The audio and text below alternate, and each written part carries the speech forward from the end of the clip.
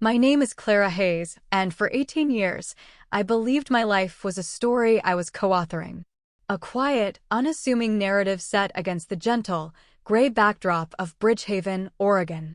It was a city I loved for its perpetual mist and the moss that grew in the cracks of the sidewalks like stubborn green velvet. My world was the hushed reverence of the Willamette Branch Library where I worked, the comforting aroma of old paper and binding glue, and the small, sturdy house on Hemlock Street where my husband, Mark, and I were raising our daughter, Sophie. Our story had a predictable rhythm. Mark's long hours as a senior partner at Sterling and Finch Financial Advisors, my contented days among the stacks, and Sophie's steady blossoming from a solemn, observant child into a quietly brilliant 12-year-old.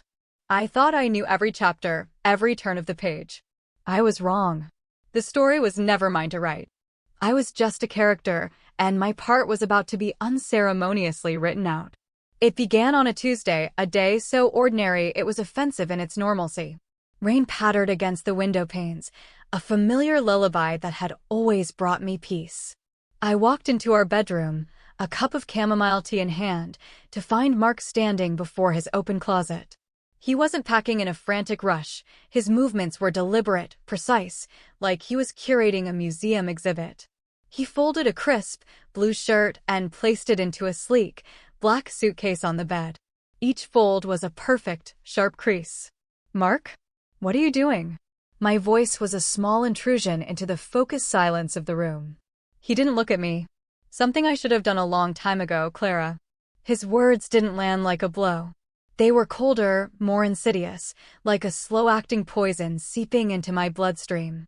18 years of shared laughter, quiet breakfasts, and whispered goodnights, all of it seemed to evaporate in the sterile air between us.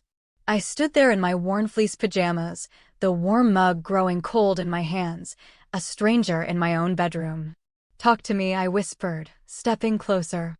I reached for his arm, but he shifted away, his shoulder brushing my hand aside as if I were a ghost. He finally turned his head, and his eyes, the same warm hazel eyes that had captivated me in college, were flat and empty. There was no pain, no remorse, just a chilling, resolute distance. "I'm leaving," he said, his voice as neat and folded as the shirts in his suitcase. "Today." The room seemed to tilt on its axis. Yesterday, we had been planning Sophie's 13th birthday party. Yesterday, he had kissed my forehead before leaving for work. Yesterday, I was a wife. Is there someone else?" The question tumbled out, clumsy and raw. He paused, a cashmere sweater in his hands. For a fleeting second, a flicker of something, guilt, perhaps, or irritation at being caught, crossed his face. Then it was gone, smoothed over by that unnerving calm. "This isn't about anyone else. This is about me. I need to live a life that's my own." But I knew.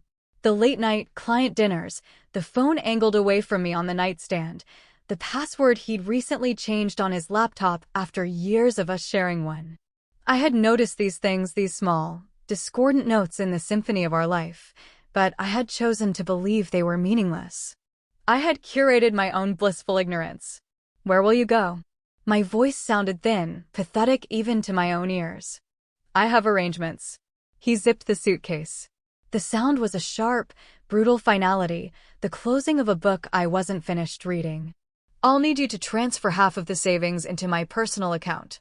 I've already moved my portion from the joint checking." That's when the ground, already unsteady, gave way completely. Our money. Sophie's college fund. The financial architecture of our lives, which Mark had always managed with such meticulous care. I ran downstairs, my bare feet cold against the polished hardwood floors. Sophie was at the kitchen table, her head bent over a sketchbook, her dark hair a curtain hiding her face. She looked up as I skidded to a halt, her brow furrowed with the gentle concern that was so characteristic of her. "Mom? What's wrong?" "Nothing, sweet pea. Dad's just packing for a business trip." The lie was a shard of glass in my throat. With trembling hands, I retrieved my laptop from the counter and logged into our bank's website. The page loaded, a cheerful blue and white that felt like a mockery. I stared, my mind refusing to process the numbers. "Our joint checking account. $312.54. Our high-yield savings account, the one that should have held nearly $100,000, $0. Sophie's college fund, the account we had opened the day she was born, the one that should have contained over $82,000, $0. No, I breathed. No, no, no. I clicked refresh, a desperate, futile prayer. The numbers remained stark and unforgiving. I navigated to the transaction history. 4 days ago, while I was at my monthly book club meeting, discussing the nuances of a novel, Mark had systematically drained everything. Not half. Not his share. Everything. He had stolen our daughter's future. My hands shook so violently I could barely grip the mouse. I called the bank. The automated voice was maddeningly cheerful. When I finally reached a human, a polite young man confirmed my worst fears. As a joint account holder, Mark had full access. The transfers were legitimate. They were irreversible. Mom. Sophie's voice pulled me back from the dizzying abyss. You're scaring me. I looked at her. Really looked at her. She was still in her pajamas, a soft, worn flannel set with pictures of constellations. Her sketchbook was open to a detailed drawing of the Andromeda Galaxy. She had no idea that her father, the man who had taught her the names of those stars, had just plucked them from her sky and extinguished them. The sound of the suitcase wheels rolling across the floorboards made us both turn. Mark appeared in the doorway, pulling the black case behind him. He didn't look at us. He headed straight for the front door, his gaze fixed on some point beyond our shattered world. That's it. My voice found its footing, stronger than I felt. 18 years, and you just walk away without a word? He paused, his hand on the doorknob. I'll be in touch about the logistics. I don't want to talk about logistics. The words tore from me, hot with a pain so profound it felt like a physical injury. I want you to look at your daughter and tell her why you're destroying our family. Sophie stood up slowly from the table. She didn't cry. She didn't plead. She simply watched him with those dark, intelligent eyes so much like his, that seemed to see everything. Mark's gaze flickered towards her for a moment, a brief, uncomfortable contact. You'll understand when you're older, Sophie, he said, his voice devoid of any real warmth. He looked back at me. Don't make this harder than it needs to be, Clara. The door clicked shut behind him. The sound was quiet, precise, and more violent than any slam. We stood in the sudden, echoing silence. The refrigerator hummed. The rain whispered against the glass. A car engine started, its sound fading down the street. Is he coming back? Sophie asked, her voice small. I wanted to lie.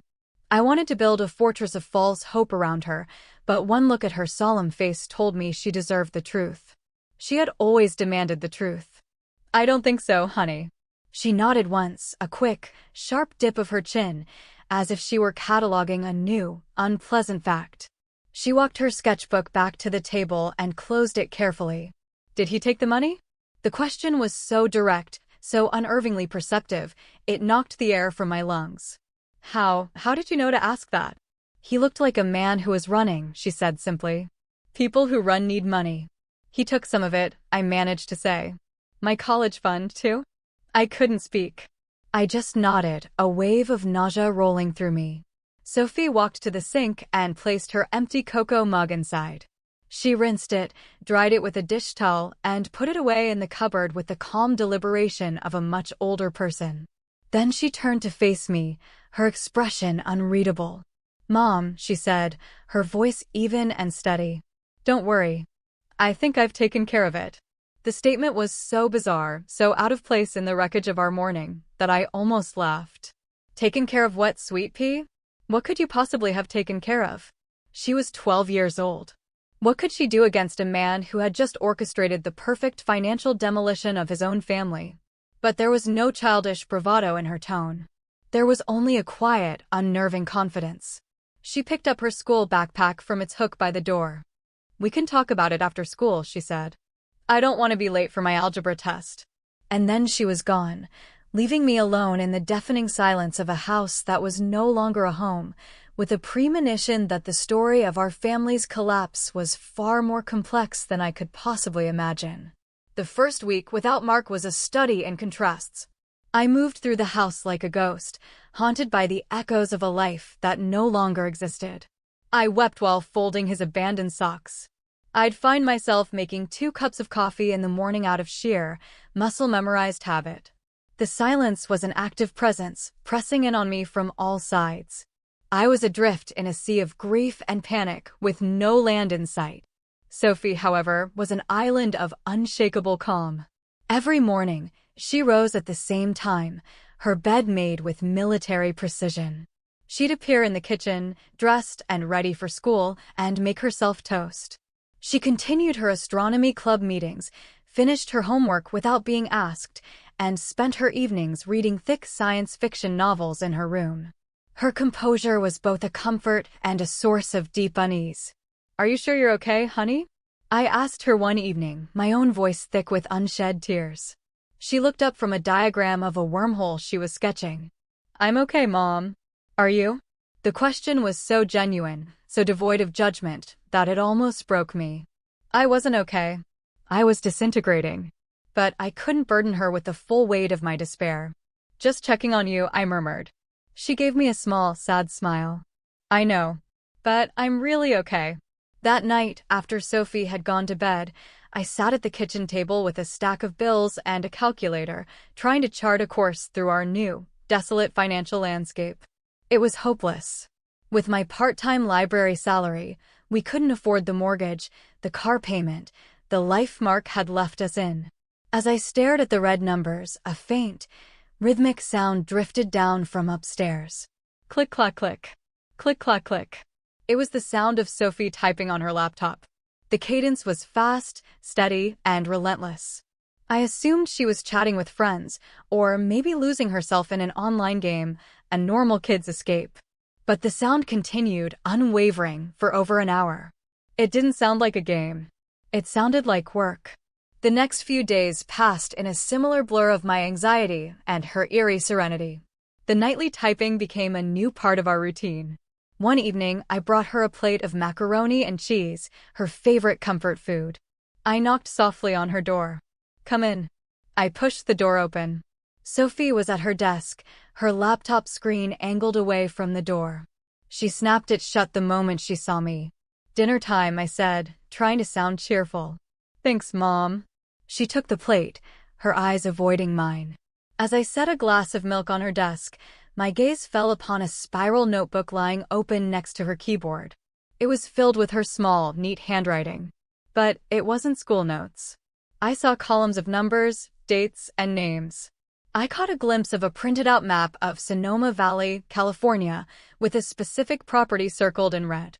Beside it, the name, Isabel Moreau, was written and underlined twice. "What are you working on?"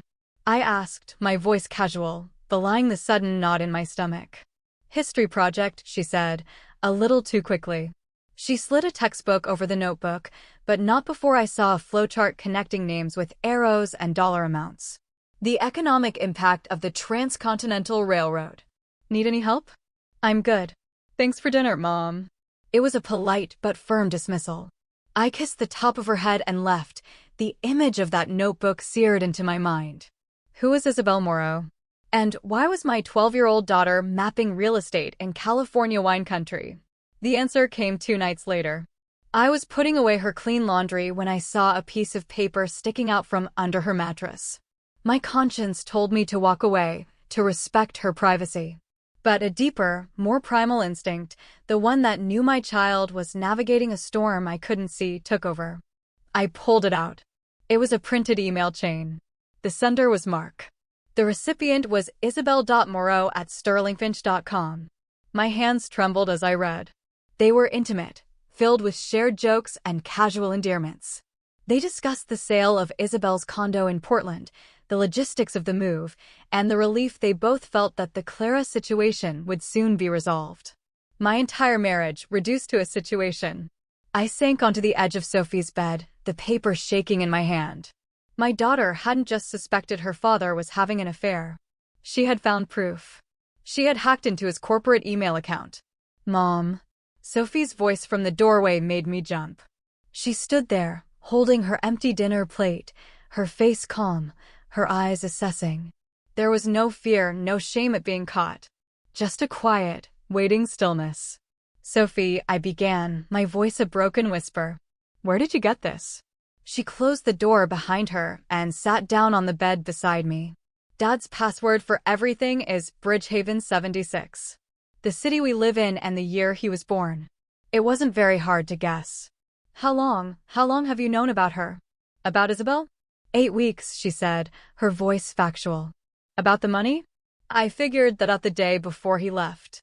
I saw him running financial projections on his laptop when he thought I was asleep. 8 weeks.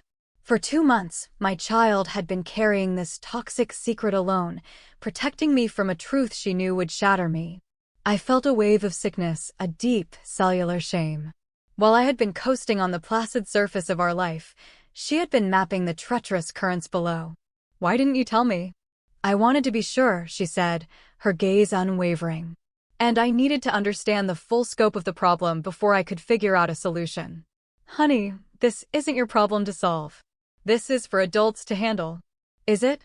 Her voice was firm, edged with a maturity that was chilling. "He stole my college fund. He lied to both of us. If I waited for the adults to handle it, we'd have nothing left." I looked around her room, the neatly organized bookshelf, the telescope pointed at the night sky, the pristine desk, and saw it all with new eyes. Her order wasn't just a personality trait, it was a defense mechanism. It was a war room. "What else do you know?" I asked, my voice barely audible.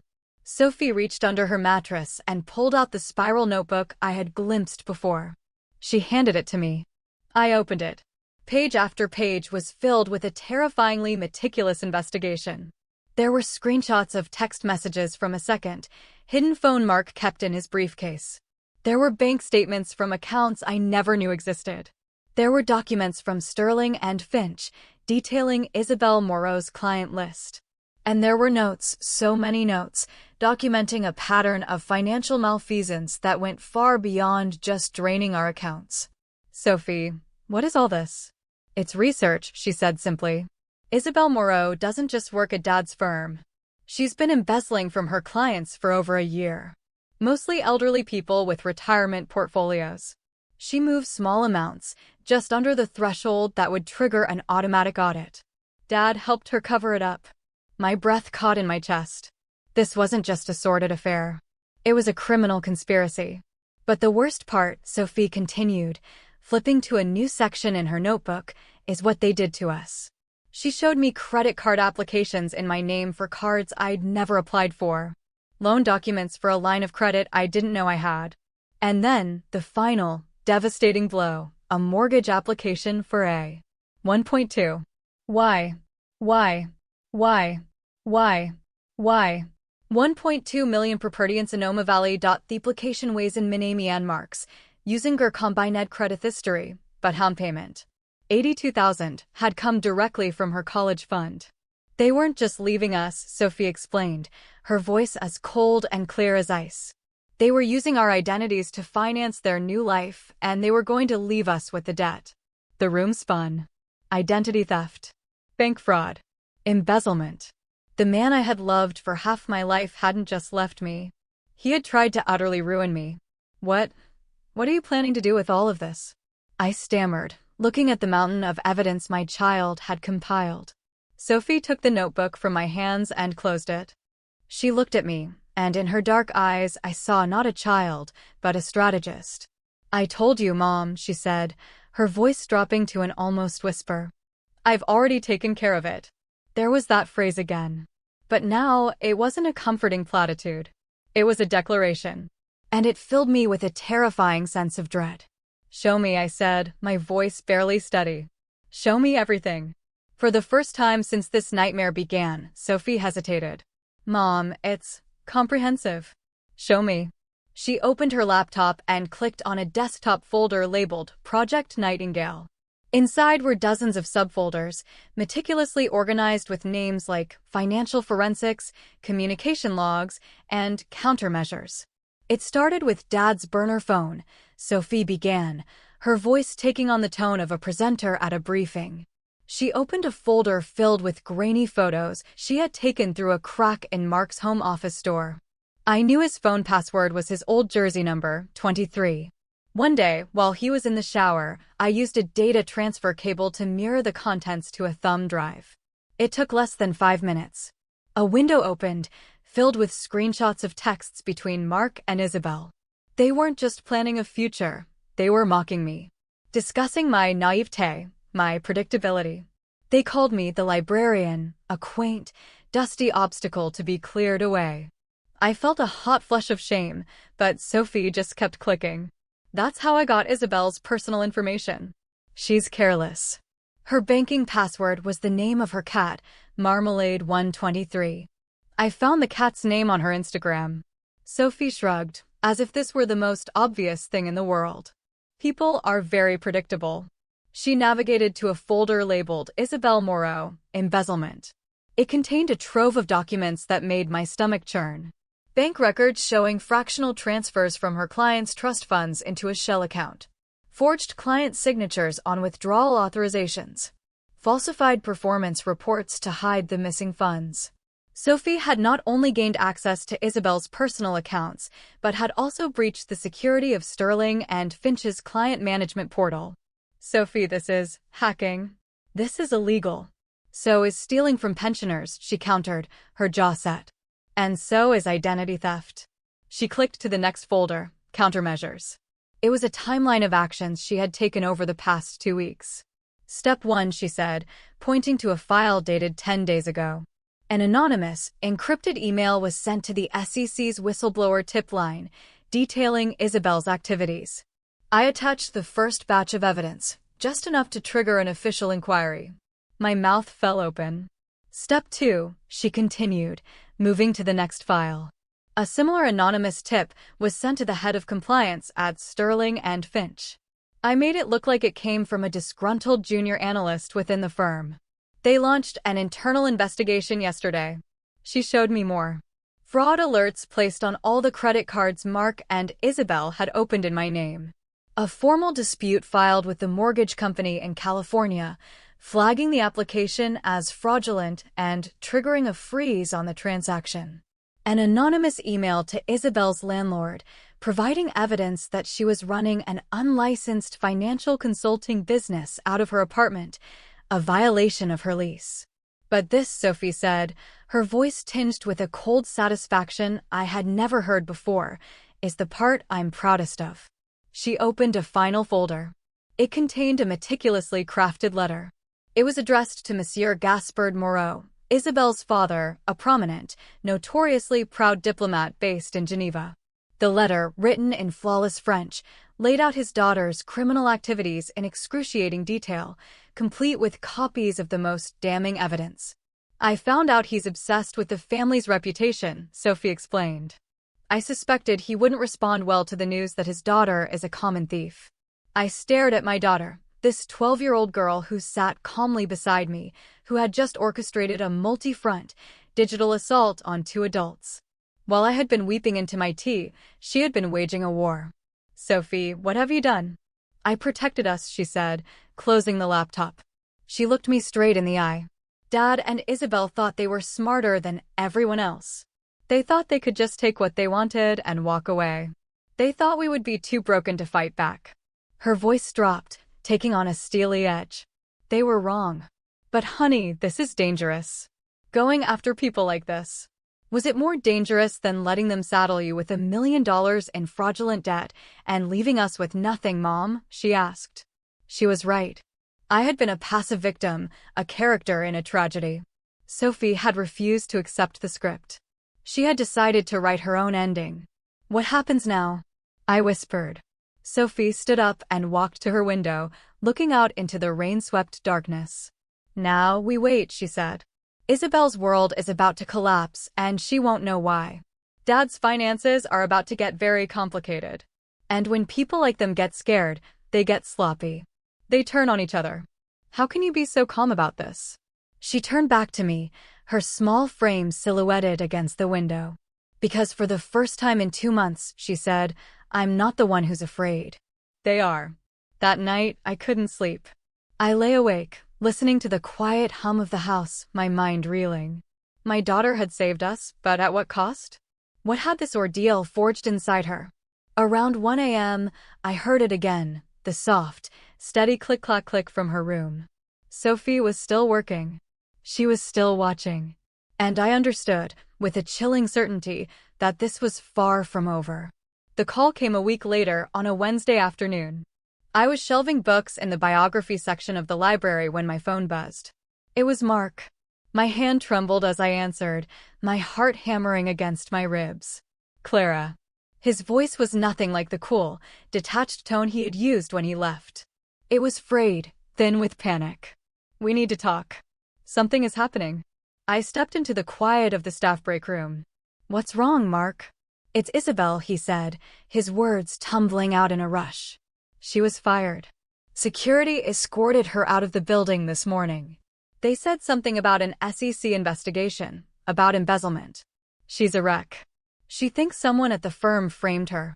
I listened, my expression neutral, my mind picturing Sophie's neat flowchart. I'm sorry to hear that, I said, the words feeling hollow and false. That's not all, he went on, his voice cracking. Our mortgage application for the Sonoma house, it was denied. Flagged for fraud. And my personal accounts have been frozen. The bank said they detected suspicious activity. Clara, someone is targeting us. Someone is systematically trying to ruin us.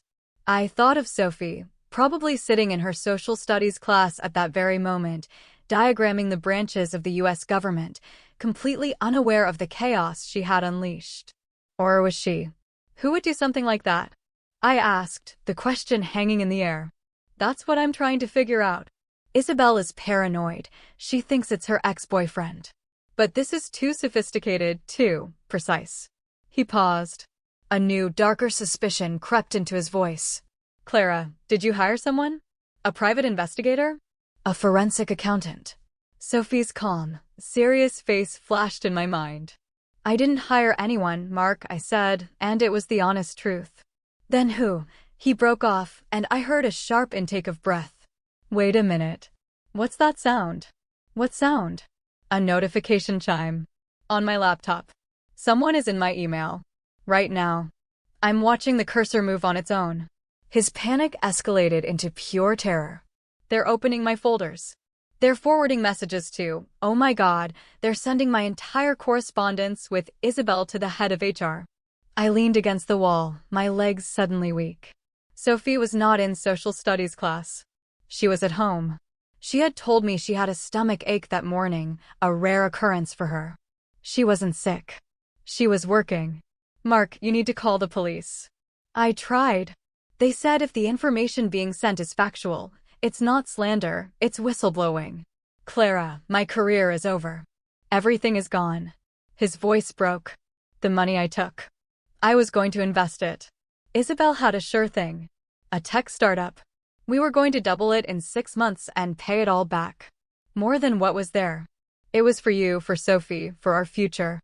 The lie was so audacious, so self-serving, it almost took my breath away. He hadn't stolen from us. He'd been investing for us. And then I heard it, faintly, through his phone. Another voice. Calm, clear, and terrifyingly familiar. Hi, Dad. My blood ran cold. Sophie was on the line. She must have been monitoring his calls. Sophie? Sweetheart, thank God, Mark sobbed, relief flooding his voice. Sophie, you have to tell your mother, I don't know who's doing this, but they're trying to make me look like a monster. You don't need anyone to make you look like a monster, Dad, Sophie's voice replied, devoid of any emotion. You did that yourself when you transferred $82,451.19 from my college fund to your personal account on October 17th at 8:14 p.m. There was a long, stunned silence on Mark's end. Sophie, how do you know that? I know everything, she said, and I could picture her sitting at her desk, her back straight, her laptop open. I know about Isabel Moreau and the $1.2 million house in Sonoma. I know about the fraudulent credit cards you opened in Mom's name. I know that Isabel has been embezzling from elderly clients for 18 months and that you helped her hide it. I have copies of the falsified reports you signed off on. The sound that came from Mark was a choked gasp. You. It was you? You're a child. You can't possibly. I can, Sophie interrupted, her voice still unnervingly level. And I did. I also know that Isabel's father cut her off this morning after receiving a very detailed dossier on her activities. And I know that she blocked your number 20 minutes ago, right after she booked a one-way ticket to Costa Rica. Please, Mark begged, his voice dissolving into a pathetic whimper. Sophie, please stop. I'm ruined. I have nothing left. You had us, Sophie said, and for the first time, I heard a flicker of something in her voice, not anger, but a deep, profound sorrow. You had a family who loved you. You had a daughter who looked up to you. You had everything. And you threw it all away for a woman who just abandoned you and money you stole. She paused, and the silence stretched, heavy and absolute. You taught me something important, Dad, Sophie said finally, her voice as clear and sharp as breaking glass. You taught me that when the people who are supposed to protect you don't, you have to learn to protect yourself. And with that, I heard a soft click. She had hung up. I stood in the library break room, the silence of the phone roaring in my ears. My 12-year-old daughter had just systematically, surgically, and single-handedly dismantled her father's life. And he had deserved every second of it. I slid down the wall and sat on the cool linoleum floor, not in grief, but in a state of pure, unadulterated awe. In the months that followed, our lives were rebuilt, piece by painful piece. I filed for divorce. We sold the house on Hemlock Street, the silent witness to our family's implosion, and moved into a small, light-filled apartment above a bookstore downtown. The library gave me more hours, and the money from the house sale, once divided, gave us a small cushion to land on. I enrolled Sophie in therapy with a kind, sharp-witted woman named Dr. Lena Petrova. I went too. In those quiet sessions, I learned that Sophie's response, while extraordinary, was not monstrous.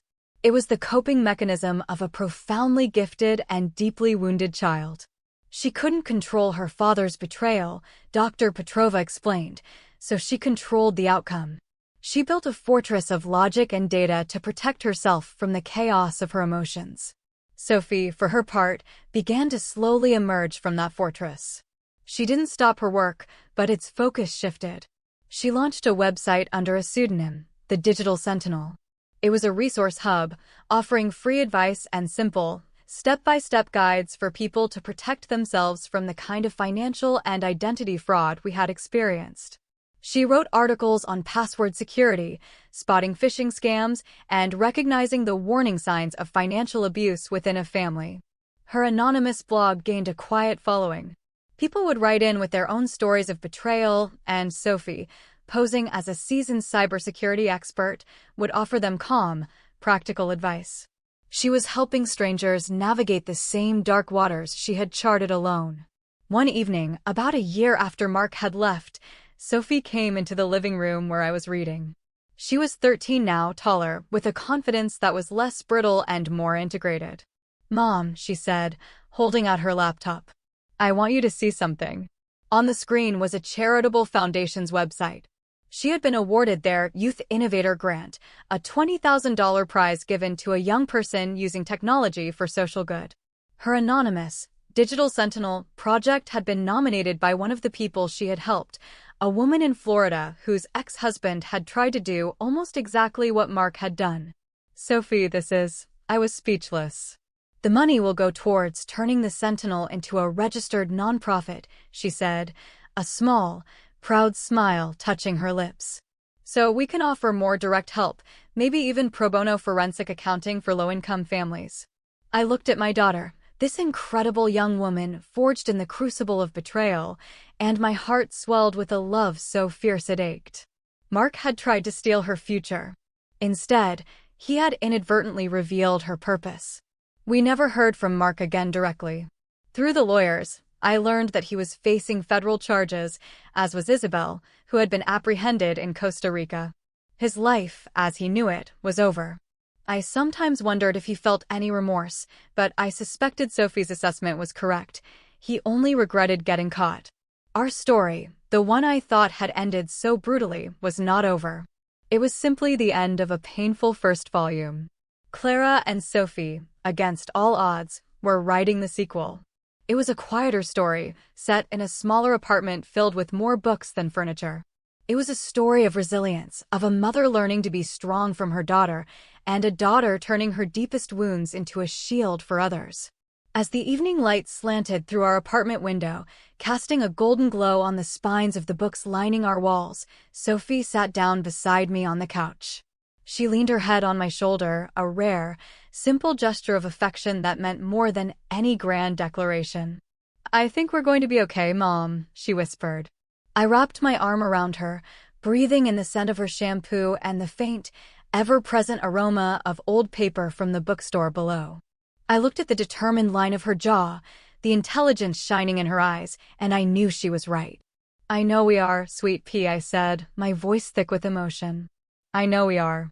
We were no longer just characters in someone else's destructive narrative. We were the authors of our own, and for the first time in a very long time, I couldn't wait to see what happened on the next page.